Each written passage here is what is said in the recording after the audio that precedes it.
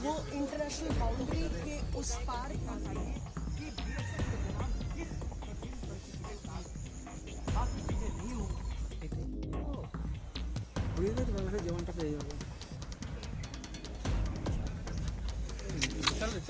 चलिए sir.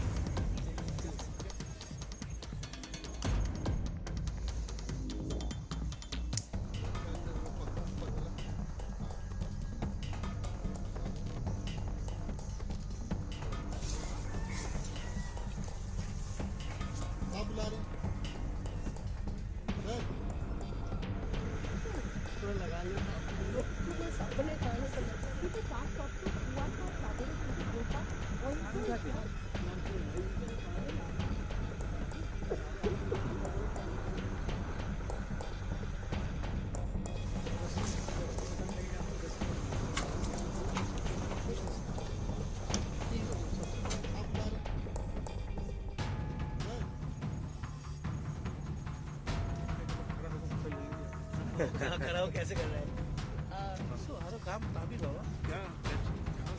BSF एक जिम्मेदार बल है और हमें अपनी जिम्मेदारी का पूरा एहसास है। सीमाओं की सुरक्षा और सुरक्षित सीमा क्षेत्र में सुरक्षित वातावरण तैयार करना, इस जिम्मेदारी, ये कितनी बड़ी जिम्मेदारी है और कितनी चुनौतीपूर्ण है, ये बीएसएफ का हर एक जवान भली भांति समझता है और अपने इस उत्तरदायित्व को निभाने के लिए अपना सर्वस्व न्योछावर करके पूरे तन मन धन के साथ ड्यूटी में लगा रहता है।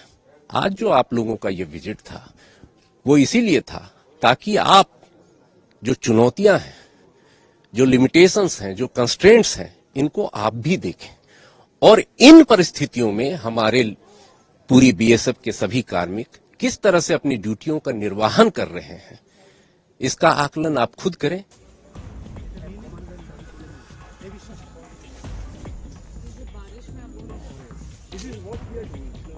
पूरा एरिया अनफेस्ड है,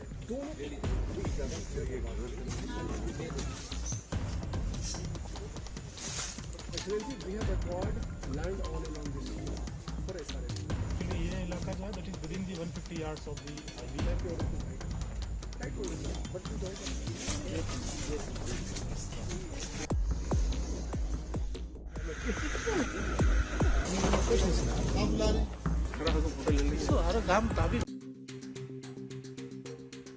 दिल्ली पुलिस ने बांग्लादेशी नागरिकों से जुड़े अवैध प्रवासन और अपराधों की जांच को तेज करने के लिए बांग्लादेश सेल को फिर से सक्रिय कर दिया है।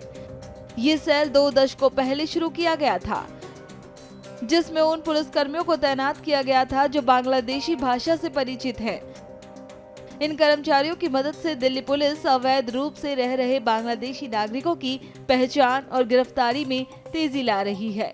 आज सुबह दिल्ली में वसंत कुंज के पास बंगाली बस्ती और जय हिंद कैंप में बांग्लादेशियों के खिलाफ शिकंजा कसा गया। दिल्ली में बीजेपी सरकार के आते ही कई बड़े फैसले लिए जा रहे हैं। उसमें से एक है अवैध प्रवासियों की पहचान के लिए अभियान। यूं तो ऐसा पहली बार नहीं हुआ है, पर अब बीजेपी के आने के बाद इसे सख्ती से किया जा रहा है। हाल ही में दिल्ली के संगम बिहार से 2 बांग्लादेशी नागरिकों को पकड़ा गया था और आज दिल्ली के बसंत कुंज के पास बंगाली बस्ती और जय हिंद कैंप में ये अभियान छेड़ा गया। यहाँ पुलिसकर्मी सभी के जरूरी दस्तावेजों का सत्यापन कर रहे हैं। सुनिए सब इंस्पेक्टर रवि मलिक ने इस मामले पर क्या कुछ कहा। जितने भी आईडी प्रूफ इनके पास है, जैसे वोटर आईडी कार्ड हो गया, पैन कार्ड हो गया और आधार कार्ड हो गया, उनको वेरीफाई किया जाता है। अगर जिस पे सस्पेक्ट होता है उसको भी वेरिफिकेशन के लिए जहाँ का वो बना होता है उस कंसर्न डिस्ट्रिक्ट में भेजा जाता है और अगर इलीगल होता है तो एफआईआर में पेश करके फिर उनको डिपोर्ट किया जाता है। इसके अलावा यही पूछा जा रहा है सर, कितने टाइम से रह रहे हैं, हाँ बिल्कुल बिल्कुल, कहाँ की पीछे से कहाँ से बना हुआ है, सब चीज़ों को वेरीफाई किया जाता है कि कब से रह रहे हैं, हस्बैंड क्या काम करता है, आस पड़ोस में पता किया जाता है कि कब से रह रहे हैं। ये कई लोग खुद भी झूठ बोल देते हैं, तो उनको वेरीफाई करने के बाद ही इनका फॉर्म भर के फिर उनको वेरिफिकेशन के लिए भेजा था जिन पे डाउट होता है। ऑलमोस्ट सबके वेरीफाई करवाए हमने। तो जो कुछ लोग थे जिन पे डाउट था फिर उनको FR में वेरीफाई करा के फिर उनको वापस आया गया। सबके पास ID प्रूफ है यहाँ। अच्छा, इस इलाके से यहाँ पर पहले भी कुछ बांग्लादेशी पकड़े गए हैं? इस एरिया से नहीं? इससे नहीं हुआ है। ये हमारा बंगाली बस्ती है रंगपुरी में, वहाँ से उसको डिपोर्ट किया गया था। यहाँ पे 14 से 15 लोगों को भेजा गया था जिन पे डाउट था। उनकी वेरिफिकेशन करने के बाद उनको फिर FR ने क्लीन चिट दी, उसके बाद वो वापस आए हैं यहाँ पे।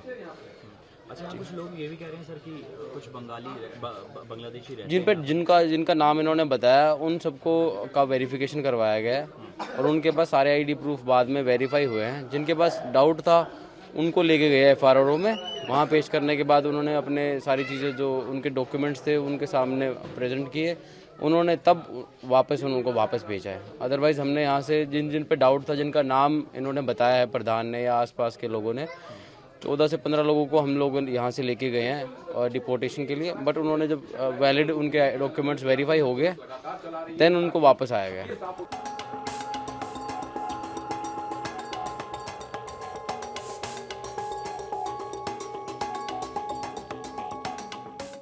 हमने जो ये इलीगल फॉरेनर्स के अगेंस्ट हमारा विजिलेंस है, जो उसको लेकर हमारा अलर्टनेस है, उसको हमने अभी काफ़ी इंटेंसिफाई किया है। हमने एक स्पेशल ड्राइव चलाया है ताकि हम इस डेटा को यूज़ करके हमारे एफर्ट्स को टारगेट कर सकें। एक कैटेगरी ऑफ फॉरेन नेशनल्स हैं जो इंडिया में एंट्री ही इलीगल तरीके से कर रहे हैं। जिन राज्यों का बांग्लादेश से सीमा लगता है और अभी तक प्राइमा फेसी ज़्यादातर वेस्ट बंगाल के थ्रू इलीगली इंडिया में एंटर करके फिर आते हैं। हमने जो ये इलीगल फॉरेनर्स के अगेंस्ट हमारा विजिलेंस है, जो उसको लेकर हमारा अलर्टनेस है, उसको हमने अभी काफ़ी इंटेंसिफाई किया है।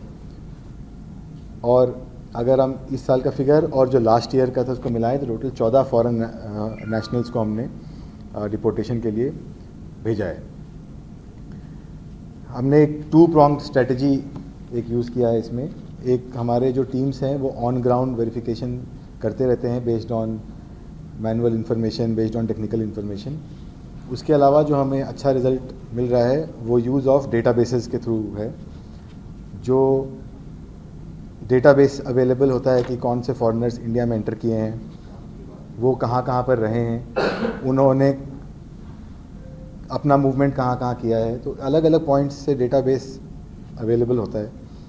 और अगर वो ओवरस्टे कर रहे हैं या उनका वीज़ा वैलिडिटी नहीं है, उसके बाद भी वो इंडिया से एग्ज़िट नहीं किए हैं, तो ये डेटा भी अवेलेबल होता है। तो इसको यूज़ करके हमने एक स्पेशल ड्राइव चलाया है ताकि हम इस डेटा को यूज़ करके हमारे एफर्ट्स को टारगेट कर सकें। जो स्पेसिफिक प्रॉब्लम एरियाज़ हैं या जो स्पेसिफिक हॉटस्पॉट कोई ऐसा डेवलप हो रहा हो तो हम उस पर टारगेट कर सकें। तो इसी 2 स्ट्रैटेजी हमने 2 pronged स्ट्रैटेजी अपनाते हुए ये बांग्लादेशी नेशनल्स का डिपोर्टेशन करवाया है। मैं अभी जो पकड़े गए केसेस हैं उसका कुछ विवरण दे देता हूं, तो उसमें आपको ये भी क्लियर हो जाएगा कि उनके क्या मॉडस ऑपरेंडी हैं और क्या उनके तरीके थे। जो एक कैटेगरी ऑफ फॉरेन नेशनल्स हैं जो इंडिया में एंट्री ही इलीगल तरीके से कर रहे हैं, जो without any visa, without any valid documents India के अंदर एंटर कर रहे हैं इलीगल तरीके से। जो खास करके अगर हम बांग्लादेश की बात करें तो जिन राज्यों का बांग्लादेश से सीमा लगता है और अभी तक प्राइमा फेसी ज़्यादातर वेस्ट बंगाल के थ्रू इलीगली इंडिया में एंटर करके फिर आते हैं। जामा मस्जिद थाने के एरिया में इसी तरह एक मोहम्मद ईमान हुसैन नाम के बांग्लादेशी सिटीज़न को हमने आइडेंटिफाई किया। वो 41 ईयर्स का है। वो इंडिया में इलीगली एंटर किया था एक एजेंट के थ्रू, और पूछताछ में बताया कि 13,000 रुपये एक एजेंट को दिया था बांग्लादेश में, और फिर वो वहाँ से बॉर्डर क्रॉस करके और फिर ट्रेन पकड़कर दिल्ली आना हुआ।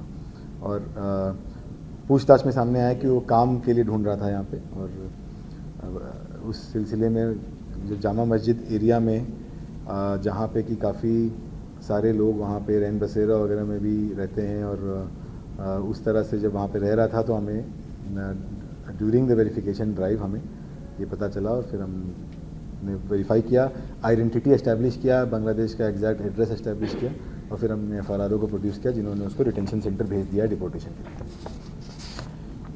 दूसरा केस है एक मोहम्मद शर्मीन परवेज़ 43 ईयर ओल्ड जो बांग्लादेश का ही रेसिडेंट है। इसने इंडिया में एंट्री वैलिड तरीके से किया था वीज़ा लेकर, बट वो वीज़ा अक्टूबर महीने में ही एक्सपायर हो चुका था और वीज़ा एक्सपायर होने के बाद भी इंडिया में ओवरस्टे कर रहा था। तो इस इंडिविजुअल को जब हमने डिटेन किया तो पता चला कि उसका बेसिक इंटेंट यहाँ पे कुछ जॉब करना, एम्प्लॉयमेंट करना, कुछ इंडियन आइडेंटिटी क्रिएट करके फिर यहाँ से कोई थर्ड कंट्री मोस्टली जो टारगेट करते हैं कि यूरोपियन कंट्री कहीं पर जाना, ये है और इसके लिए वो एजेंट्स के संपर्क में आते हैं। उसके बाद हमने 7 और लोगों को नबी करीम थाने के एरिया में एक आरा कशां रोड है जहाँ पे एक गेस्ट हाउस है, उस गेस्ट हाउस से हमने इन 7 लोगों को डिटेन किया है। ये लोग इस गेस्ट हाउस में रह रहे थे और इनके पास भी वैलिड वीज़ा नहीं था। इन सब की आइडेंटिटी एस्टैब्लिश करके FRRO में प्रोड्यूस किया गया है और FRRO ने इनको डिटेंशन सेंटर में भेजा है। They were also in touch with an agent to create certain documents, Indian documents, और इसीलिए वो अपना वीज़ा एक्सपायर होने के बावजूद भी यहीं पे रुके हुए थे, उनका वापस जाने का कोई इंटेंशन नहीं था। तो अभी इस पे हम फर्दर अपना इन्वेस्टिगेशन कर रहे हैं और कुछ लोग हमारे रेडार पे हैं। इसके अलावा जैसे मैंने बताया 2024 में भी 5 विदेशी नागरिक हमने डिपोर्टेशन के लिए भेजा था, जिसमें 4 बांग्लादेशी थे और 1 ईरानियन नेशनल था। हमारे टीम्स वेस्ट बंगाल के पूर्वी मेदिनीपुर और मुर्शिदाबाद ज़िलों में जाकर कुछ डॉक्यूमेंट्स का वेरिफिकेशन कर रही है, जो और कुछ सस्पेक्ट्स हैं उनके आइडेंटिटी को क्लियरली एस्टैब्लिश करने के लिए।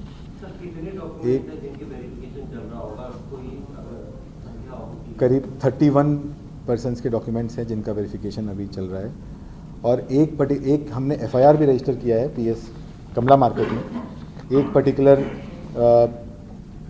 इंडिविजुअल, एक लेडी का जब हमने डॉक्यूमेंट्स लिया तो एक बर्थ सर्टिफिकेट हमें प्रोड्यूस किया गया।